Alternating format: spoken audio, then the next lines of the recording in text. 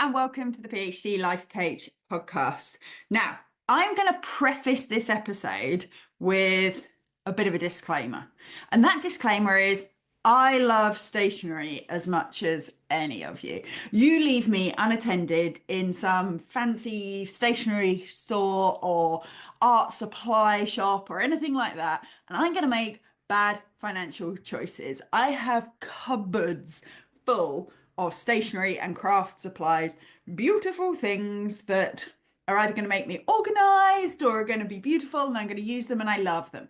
I love stationery. However, massive however, I am also your academic coach here. I am also here to make sure that you're not wasting your work time doing things that aren't helping you. And that's why this is a pretty short episode. It's nearly Christmas when I record this. Nobody wants to be listening to me witter about work for 45 minutes. It's going to be pretty short, but I'm here to deliver some bad news. I am hereby banning highlighters. No more highlighters. All of you who are reading and highlighting key passages and telling yourself that you're working, I'm banning them. I'm not usually very dictatorial. People who come to my membership, how to do my coaching sessions, know that I do a kind of non-directive form of coaching where we figure out what you're thinking and what you're choosing you want to do. Here, no, I'm just banning them. Ban highlighters. You can use them to decorate around the edges if you want to, but that doesn't count as work. Okay, I'll give you that much. Beyond that, banned. I'm going to give you 4 reasons why I'm banning highlighters, and then you can let me know whether you agree or not, whether you are going to abide by my new ruling. So, first reason is that it is way too easy to highlight way too much of the text. There's something very satisfying about going zzz, zzz, across and highlighting things. It's going all in a pretty color and the pen feels nice and everything. And before you know it, you've highlighted 4 paragraphs without really fully processing why they're important to you. Okay, there's no barrier to how much you highlight. Whereas if you're taking actual notes, and I'm going to say at the end what I think you should be doing in those actual notes, whereas if you're taking actual notes, it takes a bit of cognitive effort, it takes a bit of physical effort, especially if you're handwriting it, which I would recommend a lot of the time. And it means you kind of have to be selective because you can't just write about every single bit of it if you're actually writing it out, or at least there's a kind of time and effort penalty to choosing to do that. When you just highlight, you can highlight way too much, doesn't force you to be selective, and that is a problem. What we want you to be doing here is prioritizing. We want you to be thinking. We want you to be choosing which elements are most important, not just willy-nilly turning all of it purple without really thinking about it. So that's the first reason. It's too easy to highlight too much. The second reason is that when you're highlighting it, you're not processing it in any way. You are merely putting a coloured strip over the top of it. What we want to do with reading is we don't want to just take it in and go, oh, that's useful. We want to read it. We want to check our understanding. We want to kind of know what it means, summarize it, but we also really importantly want to connect it with other things that we already know, other things that we've read, other things that we're planning to do, for example.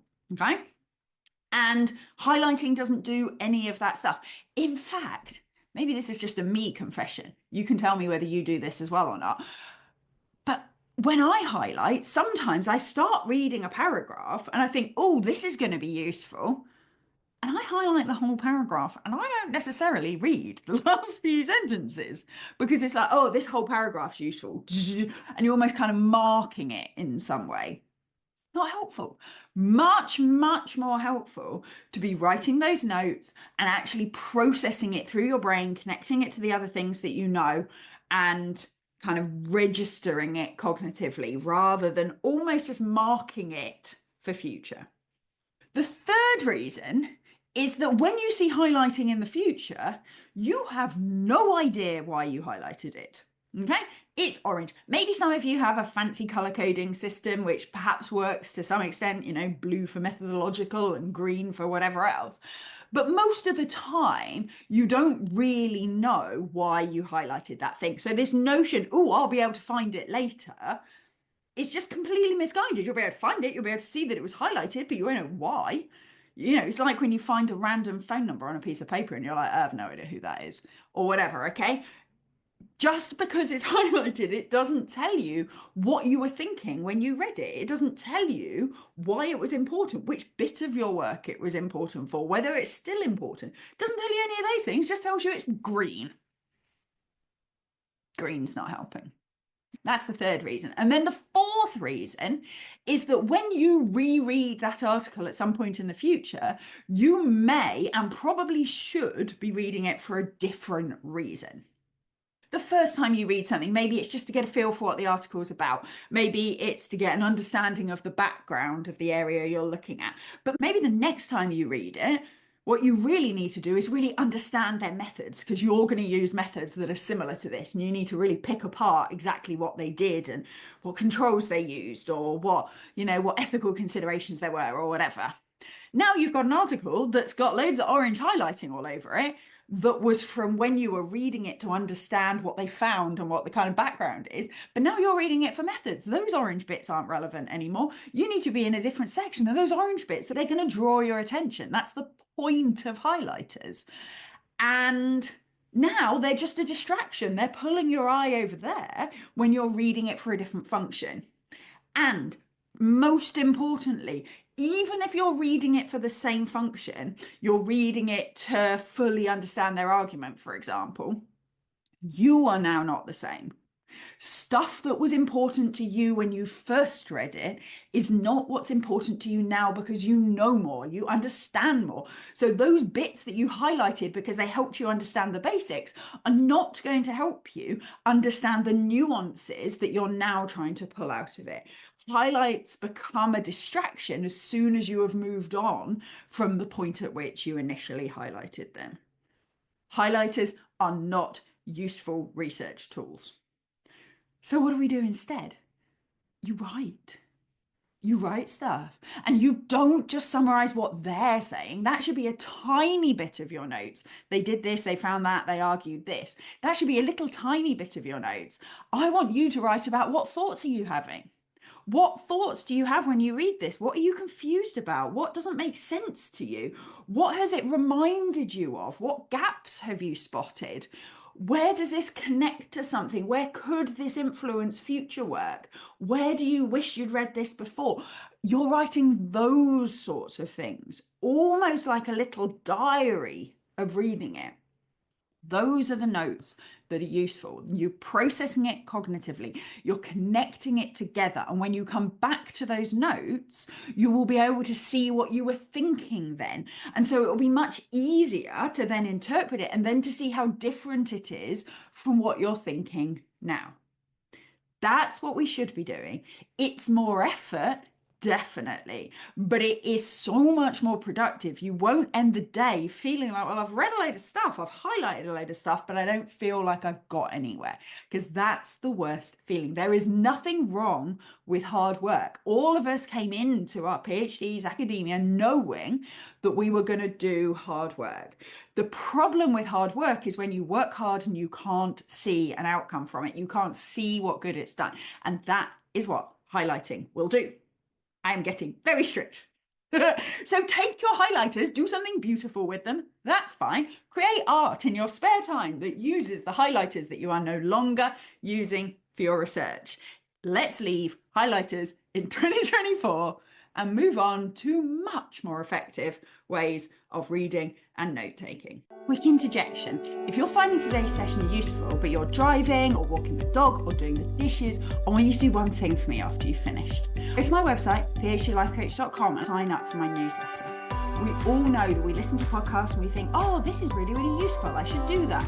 And then we don't end up doing it. My newsletter is designed specifically to help you make sure you actually use the stuff that you hear here. So every week you'll get a quick summary of the podcast, you'll get some reflective questions, and you'll get one action that you can take immediately to start implementing the things we've talked about.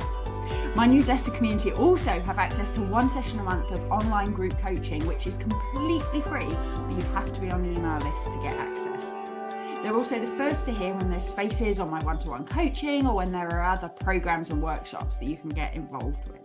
So after you've listened, or even right now, make sure you go and sign up.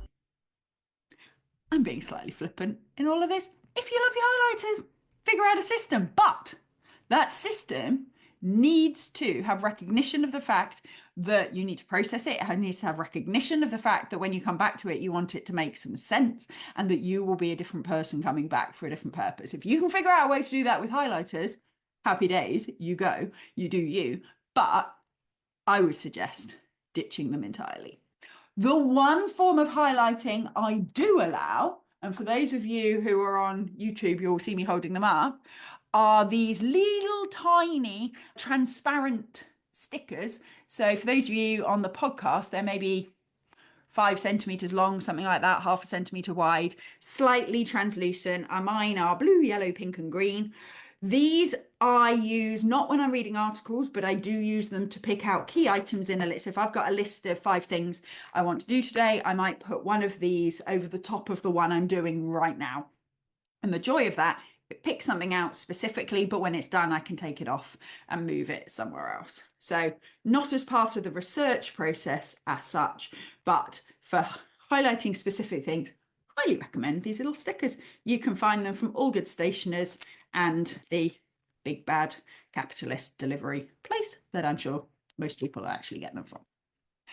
Thank you so much for listening. If you are listening in real time, I really hope you have a wonderful Christmas and any other festivals that you celebrate. Make sure you have planned some time off. Check out my How to Rest Over the Holidays podcast, which was really, really early on in season 1, like episode 8 or 9 in season 1. Make sure you check it out. Make sure you have decided intentionally when you are working, when you are not working, and that you love your reasons for those choices.